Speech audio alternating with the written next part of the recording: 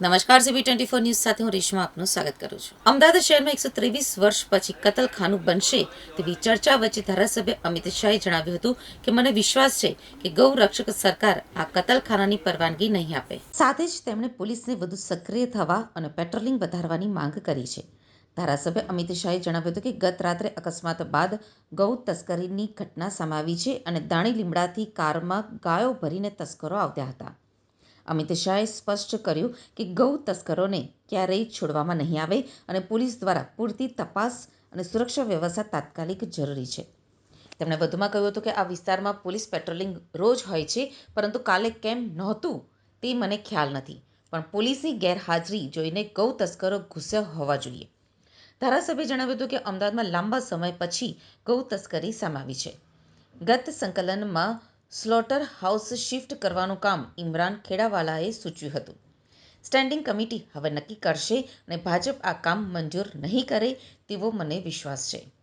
તેમણે વધુમાં કહ્યું હતું કે રાત્રે આ લોકો બેફામ હોય છે અને ભૂતકાળમાં મેં જોયેલું છે કે સામાવાળા ઉપર ગાડી ફેંકીને હુમલો કરે છે।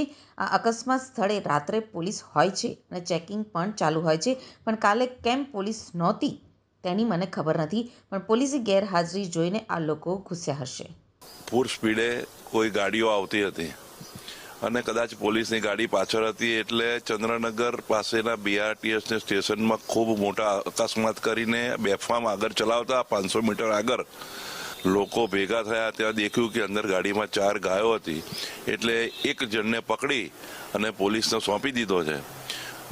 બહુ લાંબા સમય પછી આ ગૌ તસ્કરીનું અમારા વિસ્તારમાં સામે આવ્યું છે। ગત સંકલનમાં ઇમરાન ખેડાવાળાએ જ્યાં અત્યારે સ્લોટર હાઉસ છે ત્યાં પાર્ટી પ્લોટ બનાવીને આ સ્લોટર હાઉસ શિફ્ટ કરવાનું કામ કમિશનરને સૂચવ્યું હતું। કમિશનર એટલે કામ લાયા છે। સ્ટેન્ડિંગ કમિટીએ આ કામ મંજૂર કરવું ના કરવું સ્ટેન્ડિંગ કમિટીની મુનસુબી છે અને મને બરાબર ખબર છે કે ગૌ બ્રાહ્મણ પ્રતિપાળની વાત કરતી ભારતીય જનતા પાર્ટી આ કામ મંજૂર નહીં કરે। જે જગ્યાએ અકસ્માત થયો ત્યાં આગળ એવરેજ પોલીસ રાત્રે 10:30 થી સવારે 6:30 સુધી હોય છે। કાલે કેમ નહોતી એ મને ખબર નથી, અને ત્યાં આગળ ચેકિંગ ચાલુ જ હોય છે, એટલે એ વિસ્તારમાં થવાની શક્યતા બહુ ઓછી છે, પણ આ કદાચ કાલે પોલીસ નહીં હોય ત્યારે આ લોકો ગુસ્સ્યા હશે।